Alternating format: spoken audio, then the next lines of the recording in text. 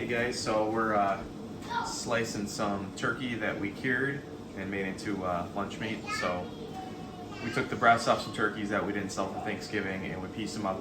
We pieced some of the cuts up into packages, and the other breasts we took. We put salt and pepper on them Wednesday night. Let it sit for a whole night, and then cooked them on slow. And let it sit for another day in the fridge, and then we've been slicing it. So we are slicing these, and the point in doing this is to save our family on having to buy lunch meat from the store. We've got all this. If you want the salt to be all the way through, so you taste it in the center of the lunch meat, you want to figure out approximately how much salt to put on per weight of the cut. I'm used to doing it so I can eye it pretty good. So something like this, you don't salt like light, like you're gonna eat it, and you don't salt it crazy heavy. So basically, the bigger the meat, the more you salt it. So you salt it, you want it to sit for a day or two while it's salted, and that'll penetrate the meat, cure it somewhat, and then you'll taste the flavor all the way through it. So we've got all this, and then we're gonna vacuum seal them all into little lunch meat packages for our freezer. So that's a great thing that you can do with turkey breasts. Yeah, if you want to raise some turkeys to get some good, healthy lunch meat, turkeys are probably the most productive, lucrative bird to do it with, because they get very large. They put on very large breasts, and they pasture very well. So they eat a lot of grass. I mean, they eat a ton of grass. So that puts a ton of vitamins into the meat. And to make the lunch meat isn't overly complicated with salting it and cooking it. Like if you're getting into making salami and other stuff, there's more going on. There's more timing going on. It doesn't take a day or two. Salami might take you a couple weeks to cure until you want to slice it. So to get a lot of bang for your buck, turkeys, you could do 10 turkeys and get, the big ones, the breasts are 4 pounds a piece, so 8 times 10, so you could get 80 pounds of lunch meat from 10 turkeys. Yeah. And then you can take the other cuts and just pack them up and. Yep. Yeah, we packaged the wings separate and the turkey legs, and then we still had a bunch of meat for grinding up that he was able to strip off of the carcass.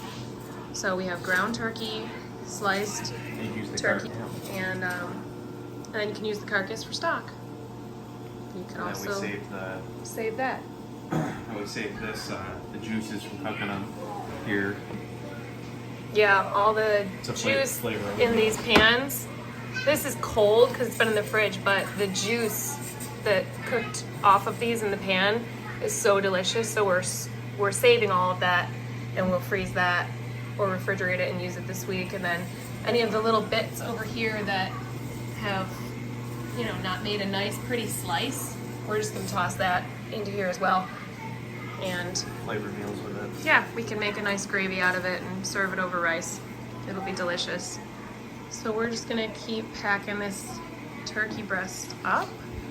It's nice to be able to put away some lunch meat that you know where it came from, because I don't know, lunch meat can really be run-of-the-mill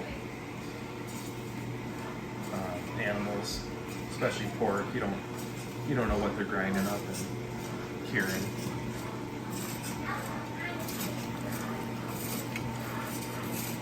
And turkey, even if you buy organic turkey meat from the store, the meat is not pastured.